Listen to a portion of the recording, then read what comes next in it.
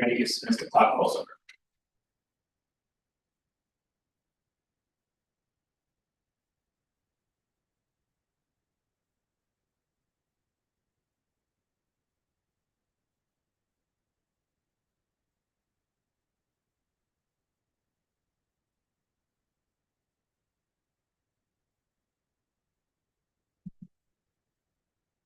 Good evening. My name is Gary Darnielle. I'm the City of Salem's hearings official. For the record, it's 5:30, Wednesday, February 12th, 2025. This evening, we have one hearing on the docket. That hearing concerns a consolidated application for a conditional use permit, a Class 3 site review, site plan review, and a Class 2 adjustment for a solid waste transfer station located at 1450 McDonald Street Northeast.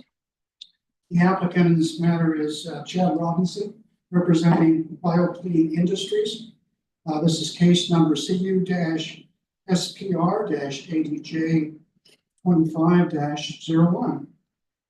Staff will identify and summarize the criteria during their presentation. However, before we begin the public testimony portion of the hearing, I'd like to explain some of the procedures that apply to these proceedings. These hearings can be characterized as being quasi-judicial and de novo. By quasi-judicial, that means there are certain due process rights that attach to the proceedings: the right to notice, the right to testify, the right to an impartial decision maker who issues a written decision based on findings and conclusions of law. De novo means you're able to raise any issue presenting evidence that's relevant to the approval criteria. And if you believe there are approval criteria that haven't been addressed, you can certainly raise those issues as well. By statute, you have the right to request that the record be held open an additional 7 days. You don't need to explain why you wish the record to be held open. You just need to make that request before the hearing concludes. I suggest you do that at the podium when you're offering your testimony. During that period, if there's a request, new evidence can be introduced into the record. There'll be an allowance so that all parties can review new evidence, and ultimately the applicant will have an opportunity to provide rebuttal testimony to that new evidence. You also have the right to request a continuance of the hearing. That is discretionary with the hearings official. You have to show that merely holding the record open a certain period of time isn't adequate to address any procedural shortcomings that you may have identified. In terms of testifying, we ask that you use the podium next to staff. Begin your testimony by stating your name. If you want a copy of the decision, I believe there's an opportunity to sign up sheets to indicate that. If you testify, you will get a copy of my decision mailed to you. As I think was explained, if you're representing a neighborhood organization, you have 10 minutes for your testimony. Does anybody else think their testimony is going to be longer than 5 minutes? If not, let's hold the public testimony to 5 minutes. Not too strict with that, but I do tend to draw people's attention to the fact that they're rambling or being too repetitive. Also, please put your cell phones on vibrate or airplane mode or something like that so it doesn't interrupt all of the proceedings. I've had mine go off and it's very embarrassing. So don't do it. In terms of the procedures that we follow, we'll begin with the staff presentation. We have Ms. Jamie Donaldson, who is prepared the staff report, and will be presenting the same. Then testimony from the applicant, any representatives that the applicant calls, and testimony from others that support the application. Following that testimony from neighborhood associations. Again, this is the representative of the neighborhood association. Then testimony from people that are opposed to the application. And finally, there'll be an opportunity for testimony from those that would rather not be identified as being in favor of or opposed to the application, but might have questions or issues that they would like to raise. Following that testimony, I'll turn to staff and see if they wish to address any of the questions or issues that have been raised. And then the applicant will have an opportunity for rebuttal summary testimony if they choose to take it, and if the record hasn't been otherwise held open. Any person who has standing, i.e. they testified in writing or in person tonight, have standing to appeal my decision to the Salem Planning Commission. You must do so within 15 days from the date of the written decision mailing. The appeal to the Planning Commission is de novo. Again, that means that you're not restricted to the evidence or the issues that were raised before the hearings official, although you will be restricted to evidence and issues that are relevant to approval. Finally, the Salem Revised Code provides that the decision maker in these matters be impartial and declare any ex parte contacts and not have conflicts of interest. A ex parte contact is a communication with the decision maker that occurs outside this public venue. It goes to the substance or merits of the hearing. And if that happens, I need to disclose that communication and determine whether or not it makes me partial. Somebody approaches me in Safeway and says, what time is the hearing Thursday? And I tell them that's not ex parte contact, it doesn't go to the merits. But if they try to bend my ear, it is, and I need to disclose that communication. Conflict of interest has to do with whether my decision either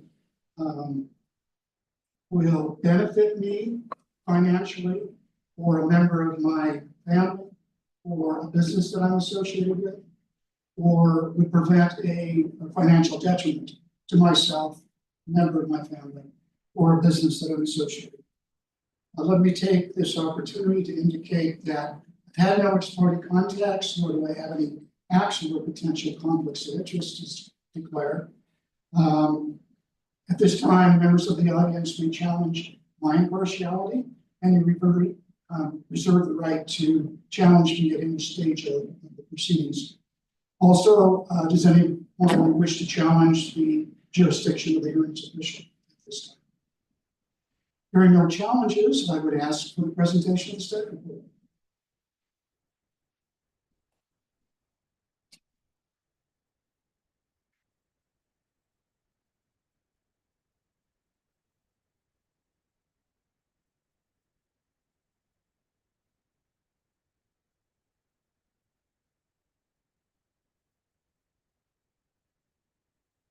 Good evening. I'm Jamie Donaldson, a case manager for the consolidated application before you, conditional use permit, site plan review, and class 2 adjustment.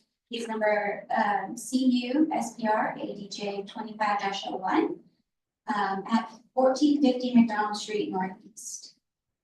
At this time, I'd like to introduce the staff report and its attachments and this presentation into the record. So accepted.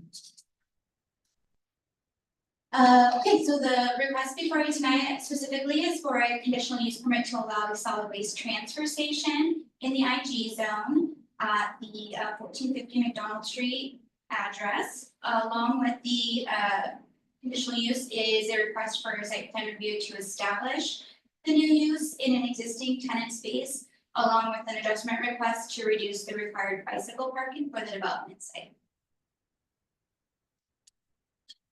The subject property is part of a development site consisting of 2 industrial buildings on 2 properties totaling 4.26 acres in size, which share access and vehicle use areas. It is located northwest of the Oregon State Fairgrounds and west of Portland Road Northeast. For context, the Interstate 5 freeway is on the far east side, just beyond the limits of this map here. The property has frontage on McDonald Street Northeast to the north, which is designated as a local street. Here we can see the subject property is outlined in red, and the dashed line represents the second property that makes up the development site.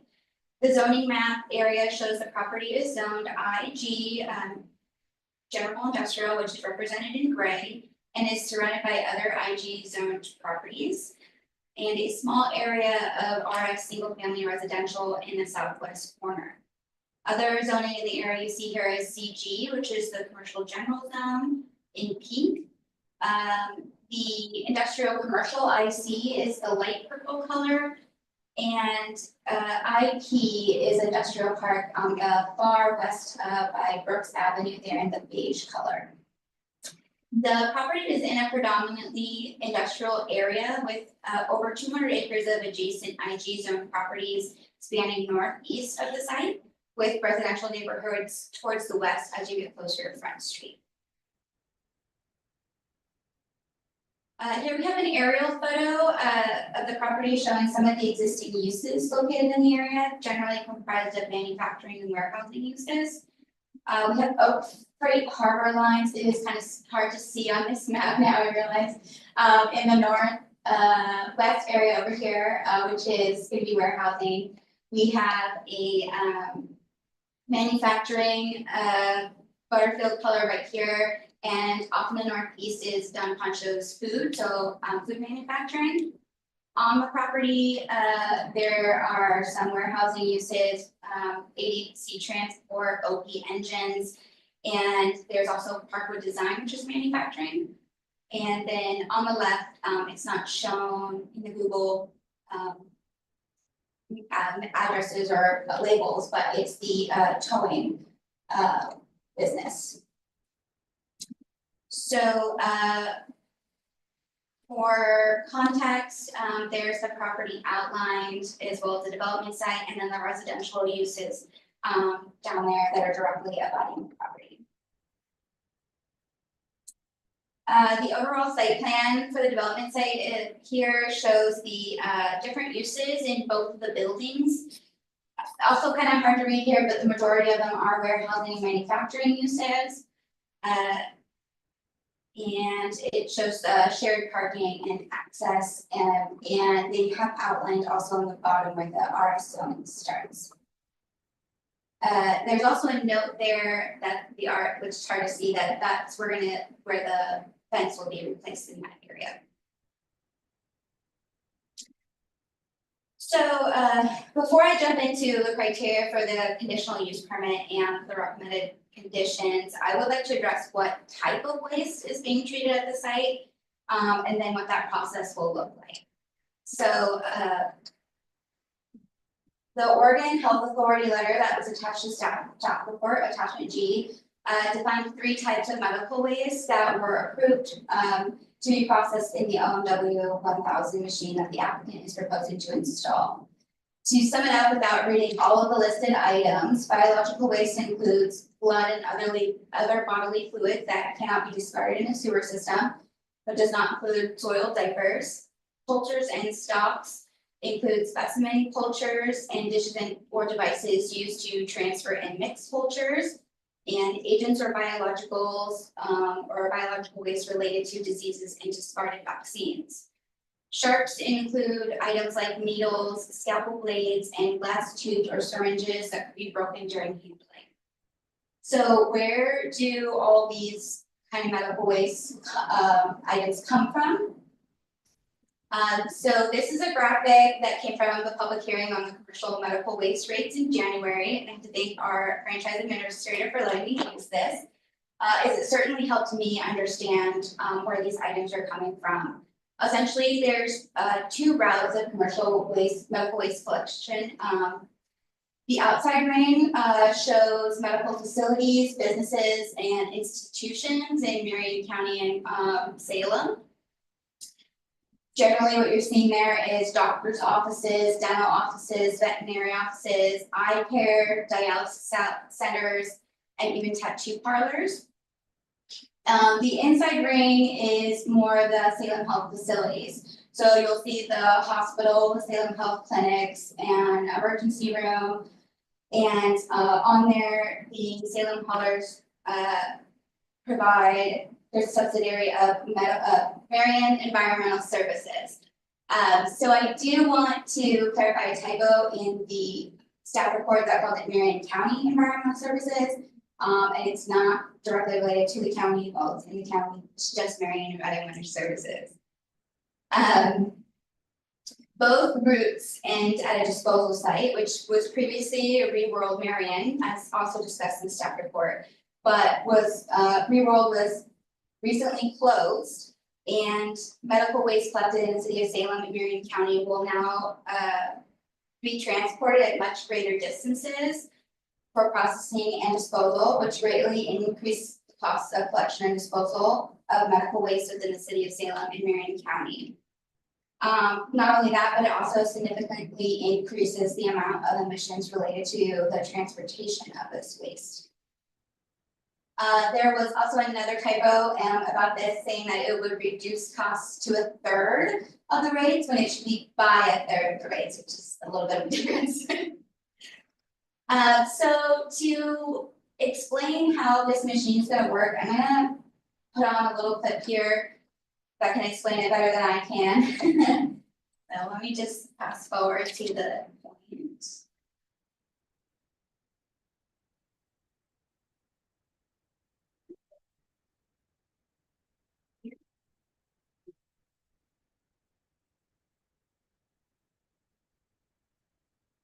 Where the screen shows all systems and safety checks are ready to go. Then it's a simple matter of pressing the start button. The waste is lifted and weighed. It is then raised to the top and emptied up by a powered tracking mechanism specifically designed for medical waste applications, reducing the size of the material by up to 90%. A small amount of unified ozone or humidizone is injected into the sealed shredding chamber for odor control.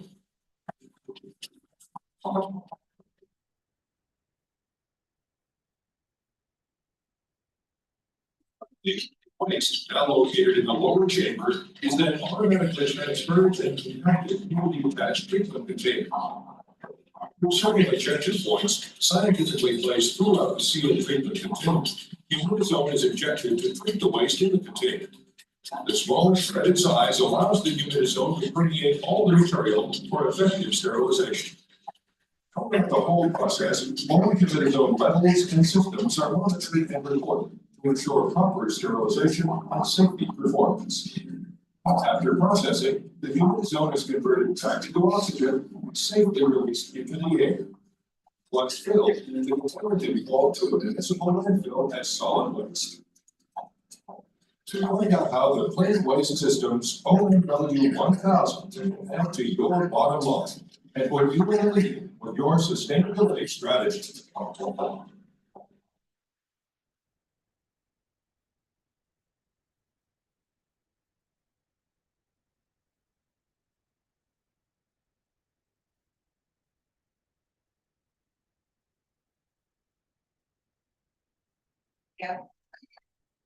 Okay, so for the conditional use permit, the purpose of it is to allow uses that are similar to other uses permitted outright in the zone, but because of the manner in which the use may be conducted, or the land or the buildings developed for the use, review is required to determine whether the imposition of conditions is necessary to minimize the negative impacts on uses in the surrounding area, and to ensure that the proposed use will be reasonably compatible with the appropriate development of the surrounding property.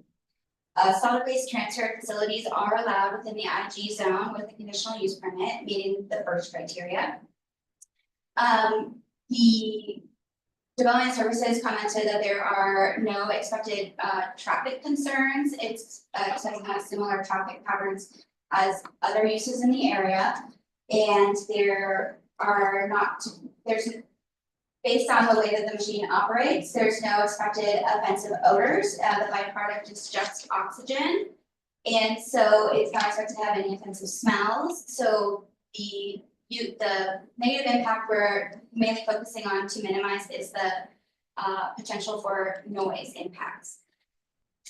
So staff is recommending some conditions of approval to the hearing officer related to the potential noise impacts, including fencing, replacing of the fencing to buffer the residential uses, strictly indoor operation of the machine, limiting business hours, and noise testing to minimize the adverse impacts that may be to close residential neighborhoods. Meeting criteria 2. So this also ensures compatibility with and will have minimal impact on the livability and appropriate development of the surrounding property, meeting criteria 3. Could I stop you there? Sure. Now, is staff equating reasonable compatibility with meeting the noise standards of chapter 51? No, I think in the staff report, we have split it up, so that's how we're going to minimize the adverse impacts criteria 2. Was mostly related to noise. The things I mentioned about there being no traffic concerns, similar traffic patterns in the area. Those are reasonably compatible with the other warehouse and manufacturing uses. Well, I'm concerned with noise. I mean, you can't establish compatibility unless you know what the ambient noise is for the residential area. Mm-hmm. And compare that to the noise DPA level that touches the property. I don't see that anywhere in the analysis or in the condition of approval. All it says is you have to meet chapter 51 standards. It doesn't take into account what special environment might be the residential. Right, there was some discussion on, the best way to achieve that, and it would probably be establishing a baseline, what the ambient noise is. We can check that at night. And then, subtract that from the levels we get during the day. Yeah, I have some problems delegating that issue to staff at this point. Okay. Just so you know. Okay. So moving on, some of the other conditions of approval were also recommended as part of the site plan review and the adjustment request, including replacing the trees that are missing from the front of the property, the installation of shared bike parking for the site instead of being individual for the tenant use, and ensuring stormwater compliance, is just providing more info on the water disposal. So testimony was received from the Northgate Neighborhood Association and Highland Neighborhood Association, which is not directly contiguous to the property, but includes the residential properties to the west. A couple of public comments were also received with the same concerns, mostly about the impacts to the residential neighborhoods, operating procedures for the machine, and improper waste management. Comments were also included in the staff report regarding the recent changes in franchise colors and rates from city staff, and waste handling best practices from MES. So staff recommends that the hearings officer approve the conditional use permit and consolidated application subject to the recommended conditions of approval. That concludes this presentation. I'm available for questions.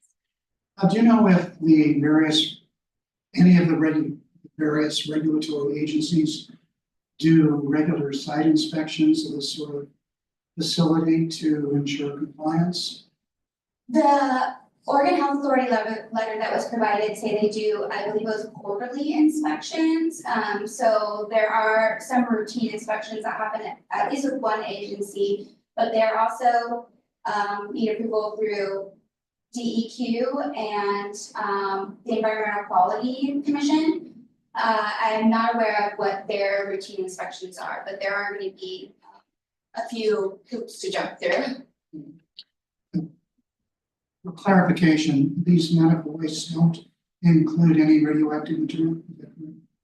No, it wasn't listed in the lab items. Thank you.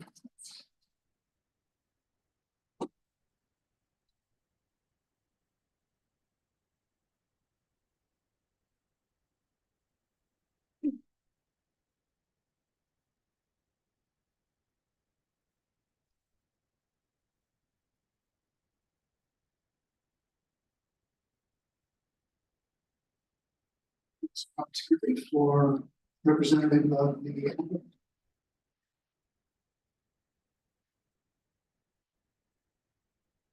Good evening, my name is Margaret Vanderbilt, I'm the attorney for the applicant. Can you hear Margaret, me just okay? spell your last name. Yes, it's GANDER-VO.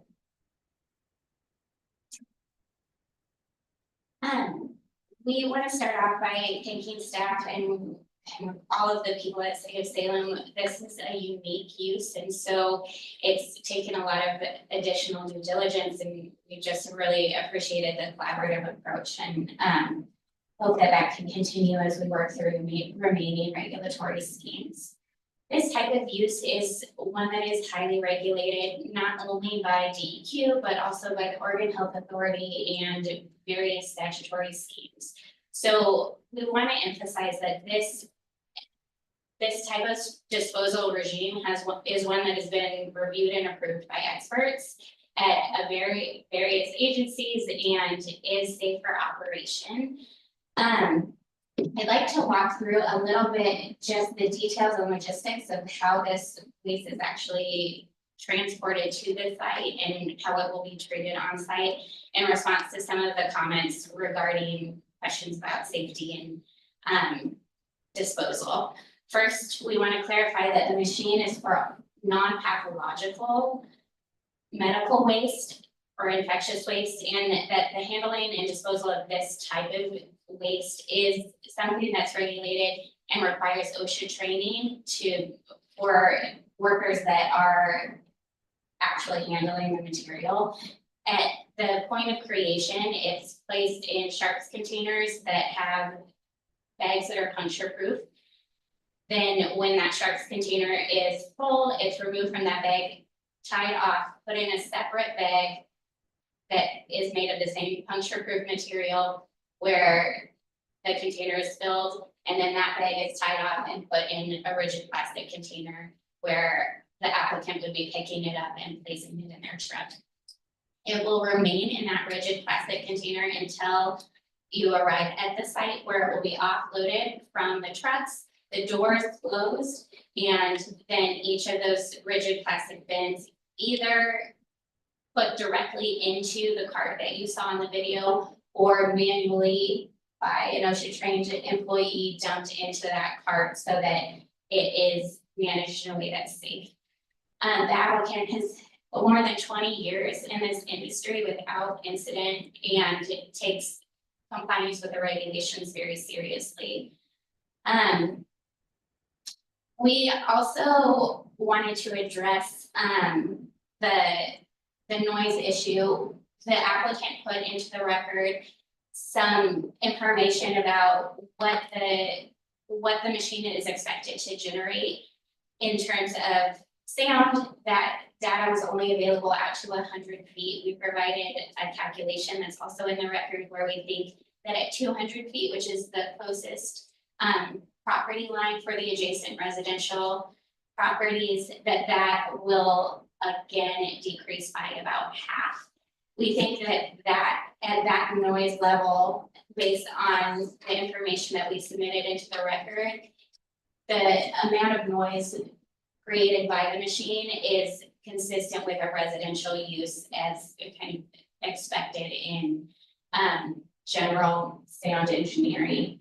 So when you say half, what are we talking about, DBA? it would be, so in DBA, I don't remember off the top of my head in terms of what it would come down to, but I think it's 25. So which is 50 is kind of washing machine type noise. So it is something that would be consistent, not only with the ambient noise in an industrial zone, but also with the residential uses on the adjacent property, which we are going to further mitigate by adding some internal soundproofing in the site and limiting the operation of the machine to when the doors are actually closed. So all of those metrics for measuring noise don't anticipate any type of barrier between the operating machine and the surrounding area. So we agree that making sure that we're in compliance with those noise regulations is important, and that's why we've agreed to the condition of approval for testing. But we do think that there is sufficient evidence in the record to suggest that this operation is well within the norms for this area, especially considering that the adjacent uses are manufacturing. Okay, is the machine in place? It isn't. We're obtaining the conditional use approval, and then we'll go to DEQ and obtain that approval before the machine is installed. I'm not disputing your noise estimates, but to show compatibility, somebody needs to register the ambient noise from the residential area and compare the two. If it's 25 decibels dBA, as you suggest, I can't imagine there would be any incompatibility. But unless I have that reading, I can't compare the two and say, oh, they're compatible. See what I'm saying?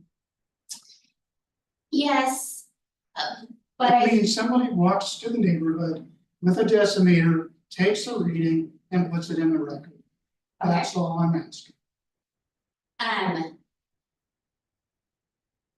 we did request to do that testing of the ambient area, so maybe we can work with staff and see if we can get a city employee to measure that decibel reading, or can I go out there and do my own?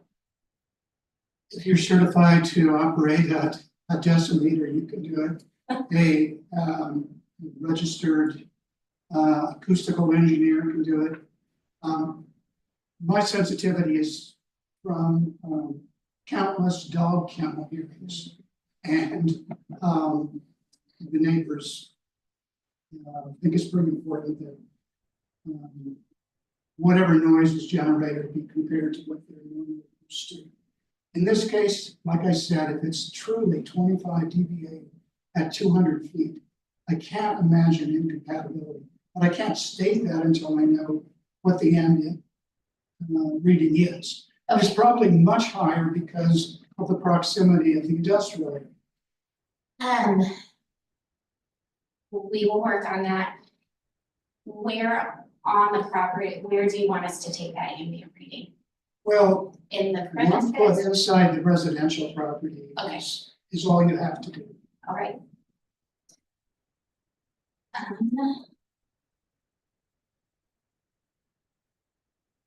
I also wanted to circle back on the water condition.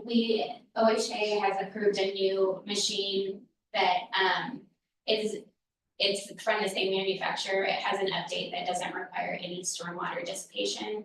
So the only emission is ozone, and that's the type of machine that we're going to be purchasing and installing. So we agree with that condition. That's fine, but we did want to provide an update that we don't think any stormwater will be necessary, and at building permit stage, it's likely that that won't be applicable anymore. And in response to your questions about the regulatory compliance measures, DEQ monitors on an annual basis, and the remaining agencies are on a quarterly basis. So there is regular regulatory compliance checks. And then we also submitted into the record that the machine will be under a standardized maintenance and repair program that is offered by the manufacturer. So there are multiple fail safes to make sure that this machine continues to operate in a way that's safe for the surrounding area. I think that information is important because of some concerns raised by. Yes, agreed. Unless you have any other questions for us at this time, we would like to retain the remainder of our time for rebuttal. Thank you. Thank you. Thank you. Are there others in the audience who wish to testify in support of the application? Support of it, or Is there a representative of one of the neighborhood associations who wishes to testify? Who is a representative of the association?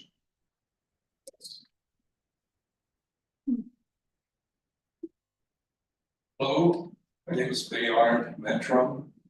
I am the chairman of the North Dayton Neighborhood Association.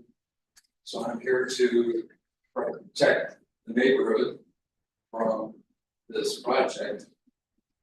I understand it's an industrial zone, but the noise, the smells, this, don't stop at the industrial zone property line.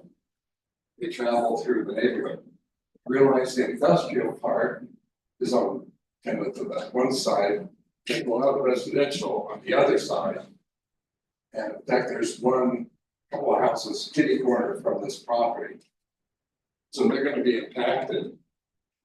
And also, I have questions, concerns, and these comments. One is the report says there'll be minimal harm to the neighborhood rather than there's none. So we're wondering what the definition of this minimal is. That's one question I have. And then it didn't seem like, I was wondering why they chose to put this machine in a dense area of residential. Our whole neighborhood would be impacted by if the wind blows that way. Rather than being out in a place like Brooks, where it used to be, which is not so dense. I know there's some schools and things around it. That was one question I had. We talked about protecting the neighbors with a cyclone fence. That won't stop any noise or smells either. It's open, so it's not gonna do any good. Another question is the building sound insulated to help stop the noise? Or is it just metal? Or is it insulated for weather only?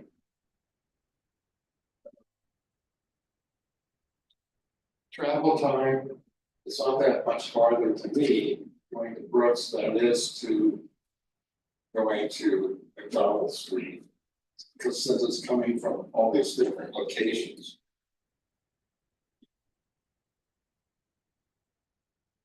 How do they guarantee there's no infectious products in this stuff? Well, they gotta know each of these different places, hospitals, clinics, fitness office. How do they guarantee there's not gonna be infectious, which is pathological, and their products are gonna bring into the site?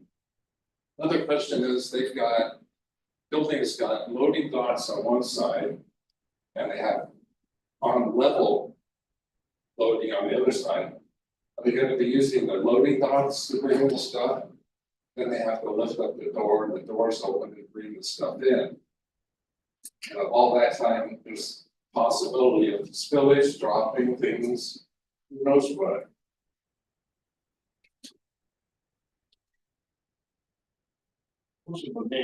I would appreciate if they would follow the 3 conditions that staff put in, which is conditions 3, 4, and 5. To help monitor some of this action that's going about. I think that's all my comments for now. I'm very concerned about this happening in our neighborhood because of the possible harm to our neighborhood. Thank you. Thank you.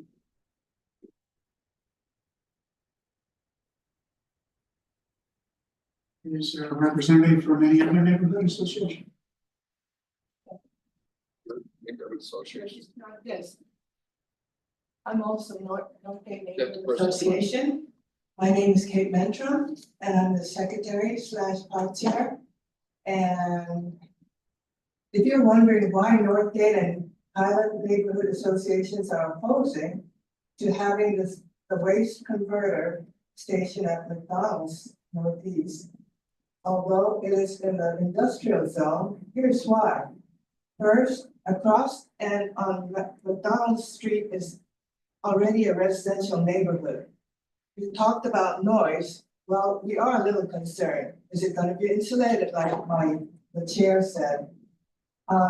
Anyway, the following is what the trucks from the various hospitals will be loaded with coming into McDonald's station to be converted to solid waste.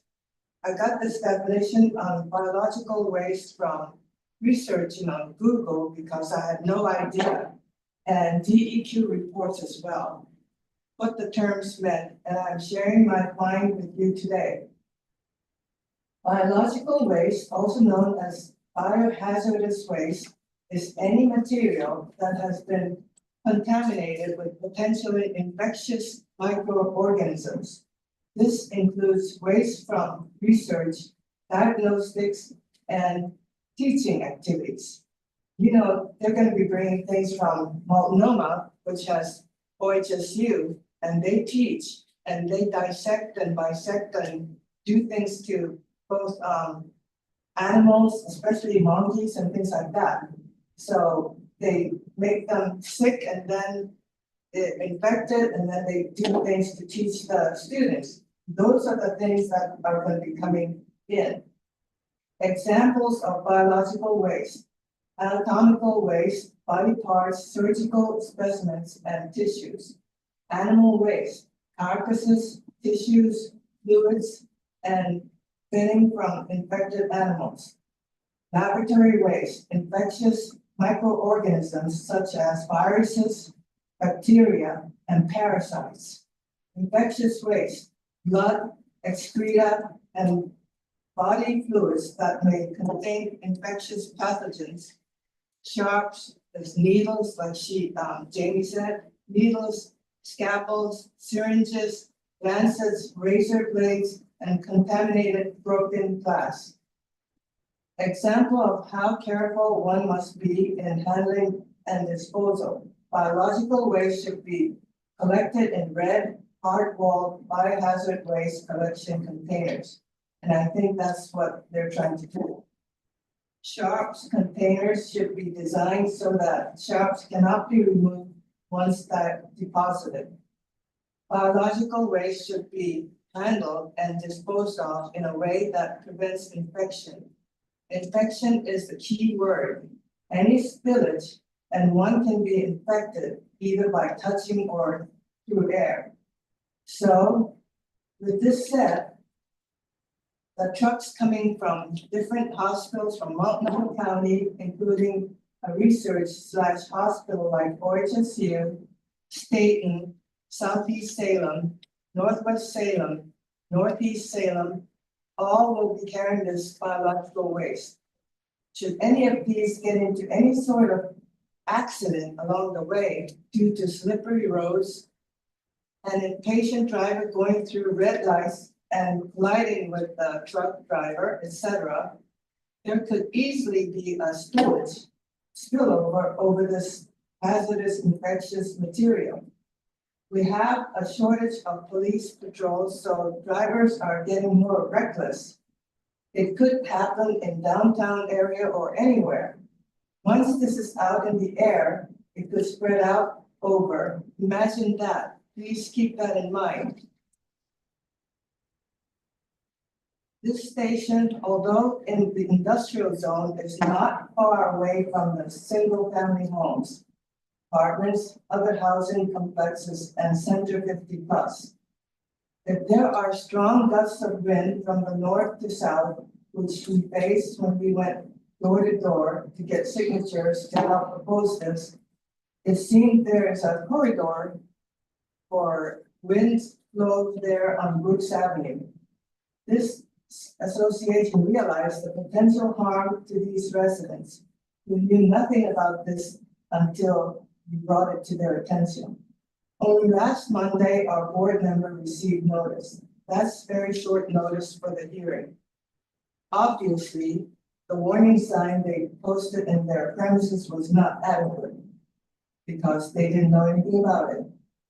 If no matter what we say and our requests are going to close ears as you decide to continue with this hazardous station in the middle of the city of Salem, then we ask you to please consider this.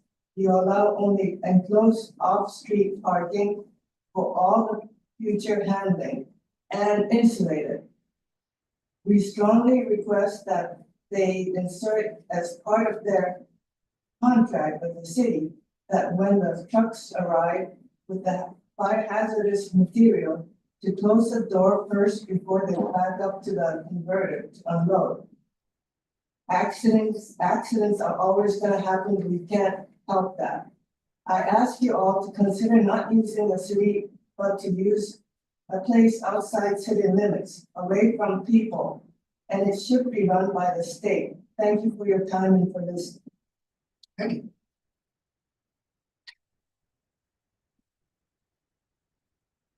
Are there any representatives of Highland? That was 10 minutes for Northgate. That's,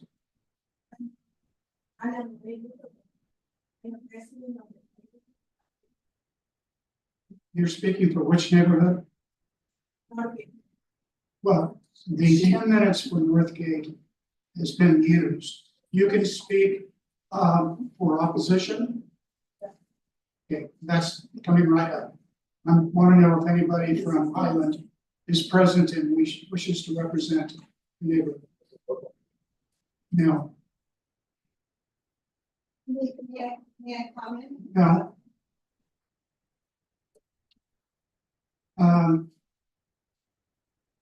Now testimony from those who are opposed. I have Veronica Alvarado.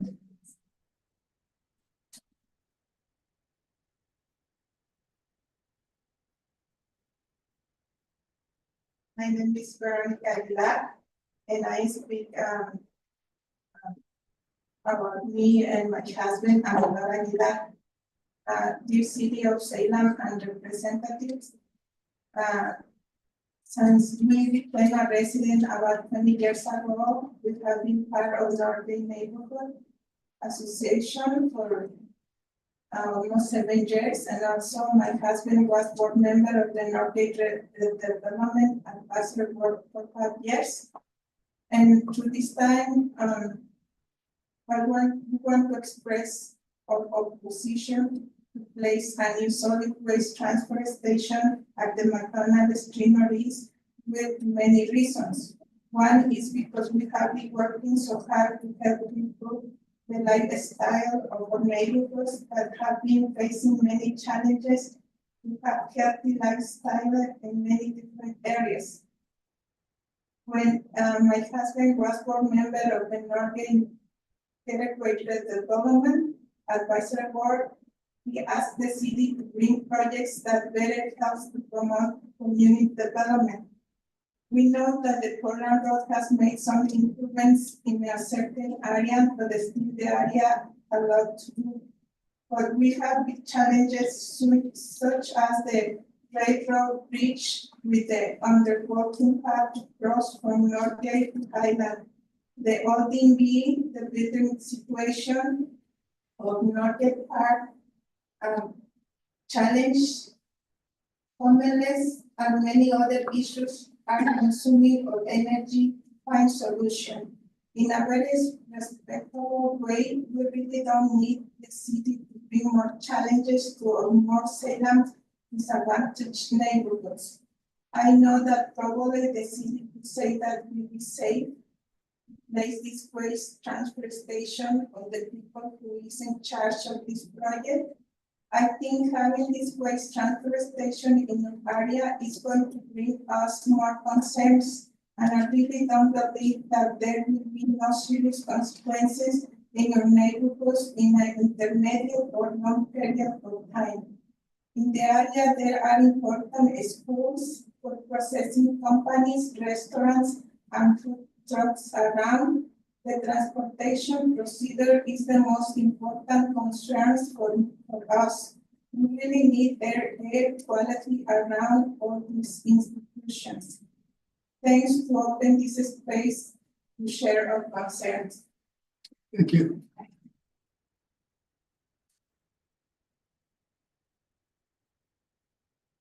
Now, others who wish to testify in opposition, I have Ms. Phyllis Abbott.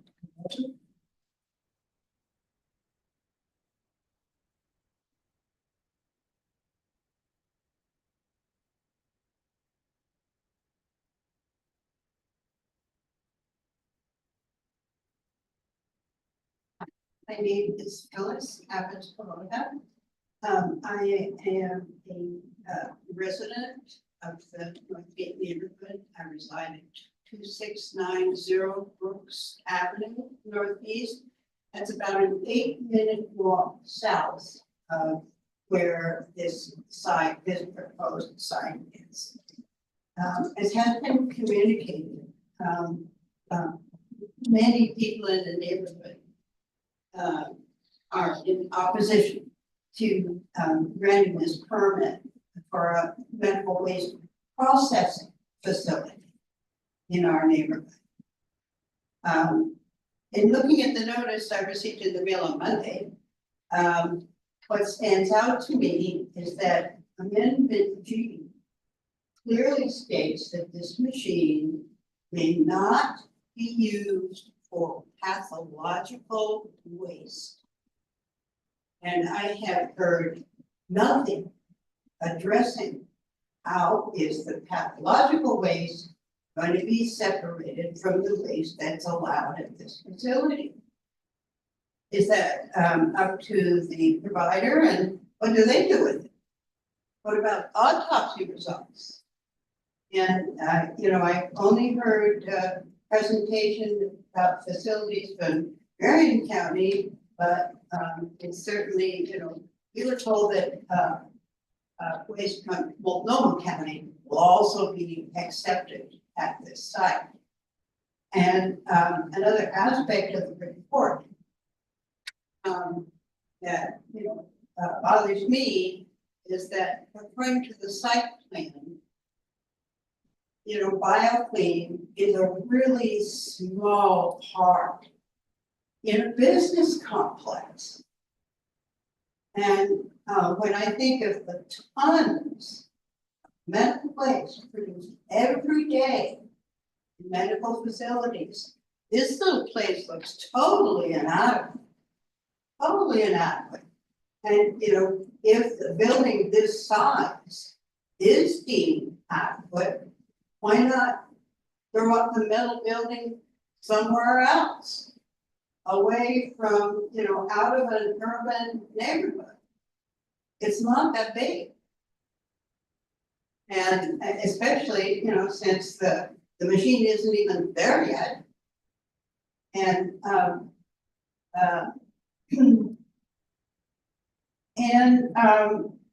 was going to ask that if you decide to grant this permit, that I would suggest that it would be for a limited time.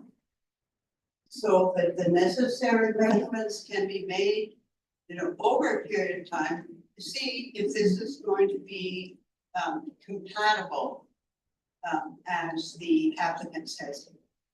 Thank you.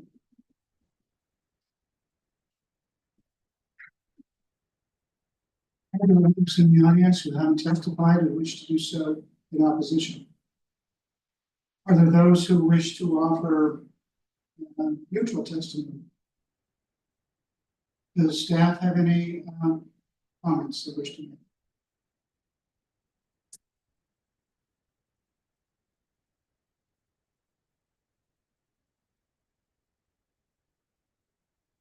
I'll just answer a couple of the questions that were brought up. So one of them was regards to saying minimal harm in the staff report, and I just double checked. And it just talks about minimal impact and not harm, which we can't assume that there's gonna be zero impact for any new use. So we're hoping the condition of approval help to minimize any impacts. But we're not assuming that any of them are gonna be harmful. The regards to smells traveling, there were some installation specifications also uploaded to the record, not attached to the staff report, talking about the installation of the machine and that there are exhaust ducts on the system for ozone, and that there is facility venting to be installed with this machine as well. So while the only byproduct is the ozone or the oxygen, there is still additional venting in place to help further ensure that there's not going to be any offensive smells if the machine was to not work for some reason. The inadequate notice, I mean, I think we addressed that in the staff report, but it was noticed to our code specifications. Unfortunately, we don't always have control over how fast the mail travels. But the neighborhood association does get email notices, and it was posted on site, and the applicant sent a picture of that. The loading docks on both sides, I mean, I think I can let the applicant adjust it a little bit and maybe they can speak on it some more, but the idea is that this is supposed to reduce handling. And MES did also comment on how secure the bags are. They're taped down, they can be double backed if they need to. There's a maximum weight. As you can see in the video, they're all in the cart and it's supposed to reduce handling so that the cart just goes directly in the machine, and then the back part container just comes off and goes directly to the disposal site. So hopefully that helps to address those concerns. And the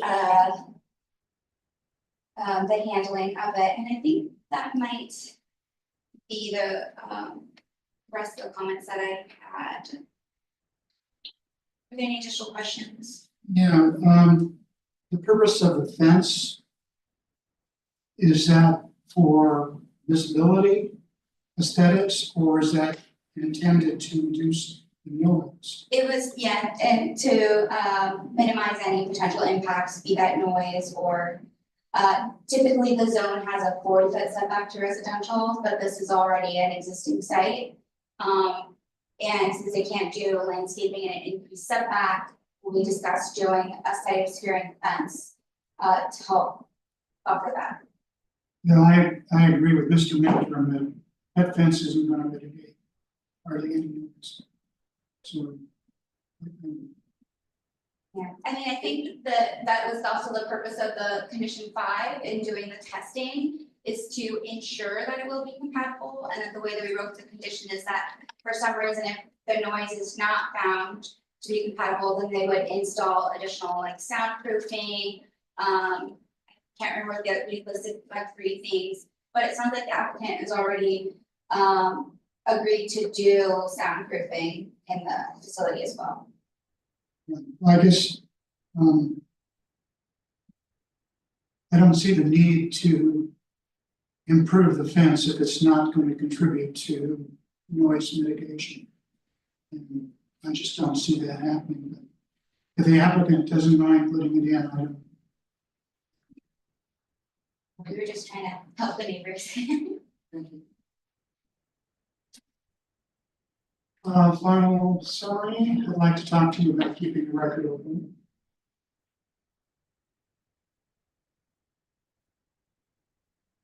I think regarding the fence, we were, thank you. Regarding the fence, we were in agreement with the condition because it was site obscuring, not necessarily because we thought that it would have an appreciable effect on the noise. We will be doing interior foam insulation to help kind of reduce any additional noise that would carry outside of the premises, but the condition that we thought was most appropriately geared towards noise impacts was the closing of the doors and then operation when the doors are fully closed, just because that in and of itself will provide installation and prevent noise from distributing outside of the premises. I did wanna circle back on the notice issue. We reached out to the neighborhood association in October regarding this application. We offered to come to a meeting.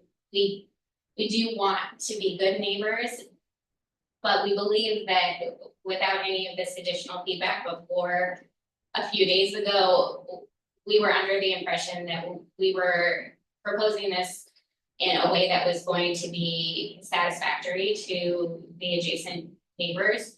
We did reach out to each of the abutting neighbors and the other operators within the development site. And there are letters of support in the record from those individuals. So there was no attempt to kind of slip this in under the rug. We did what we were required to do under the code and more so in most of these instances. Circling back to the comment about the pathological waste and the anatomical waste, there are no tissues, no anatomical parts, no animal waste, and the provider at the point of creation for that type of waste is responsible for making sure that they are properly contained and disposed of. Just because they're not coming to our site doesn't mean that they aren't being properly disposed of, or that there isn't a mechanism in place to make sure that that waste is treated separately and properly in accordance with its regulation. I think the only other thing we wanted to address is requiring analysis of whether or not the use on a particular site is the best location for that use is not an applicable approval criteria. This is a premises that the applicant has been a long time tenant, and they're requesting the addition of this machine to fill a need that's badly needed in our community. The closing of Covanta has created a vacuum, and someone needs to step in and fill that void to make sure that this waste is being treated properly and as close in time to the point of creation as possible to make sure that there aren't kind of these attenuated circumstances that lead to inadvertent just accidents or dispersal of this waste in other locations. So we are in agreement with keeping the record open in order to try and get you more information regarding the level of noise in the surrounding area. I'm not sure what the timeline for that would be, if we would be able to do it in Pretty 7 much days. up to you, but you don't know when you can get it hold of them. Right, According to us. I'm sure the city has one. and if the city would be willing to provide that, we would be very grateful, because I've tried finding someone to take these types of measurements on other projects. And there aren't really people in the area who are willing to do just kind of this narrow scope of work. So if we can leave the record open for 7 days and work with the city to get that ambient testing, I think we're happy to do that. Okay, let's hold it open for 7 days with the ability to extend that if you have problems securing the measuring device. Following that closure of the first period, then a 7-day period for the neighbors to review that and comment, and then a final week for final summary if you choose to take it. I have one question. There was an issue raised by Mrs. Mentrum about accidents transporting materials to the site for disposal. Are you aware of any history of that occurring? No, and the company that's going to be doing the consolidation and delivery, Marion Environmental Services, has been operating for more than 50 years. So 50, maybe more than that. Or Ryan might be able to kind of provide any additional items that he's aware of. But, I mean, there's always the opportunity for accidents. Shortening the distance required for this type of disposal helps minimize that further. But if this process has been going on for 50 years and there haven't been any accidents to speak of, that's a useful statistic to address that concern. I am not aware of any accidents regarding where medical waste was distributed and it caused any type of public health. Would you be concern. aware? I wouldn't be aware if it had happened probably more than 20 years ago, so. So for the last 20 years, you can, Sure. okay. So keep the record open at least a minimum of 7 days to try to obtain a reading, residential property to the southwest. And another 7 days after that, we have closes for others to view and comment on that finding. And then finally, a week for any final rebuttal. As long as it doesn't contain any evidence, you could go back and more meticulously address the concerns that have been raised. If you choose. I don't understand the hand signals. Is it appropriate for me to add something right now? Excuse me? Can I add some information that I just looked up regarding the questions you were just asking? Sure. The Marion Environmental Services MES has been operating since 1989 with no incidents. And that was in their letter that they, or the comment they provided, it's in the staff report. It was also addressed in the staff report that we would help conduct the noise testing, and we can coordinate that as well. Okay. Good. Sorry to put you through this, but it's, for that analysis, you can't show compatibility unless you have both sides of the equation. Even if it looks like it's not going to be very serious. If there's no further business for the hearings official this evening, I'd like to close public hearing so I can get back to Eugene before the ice storm.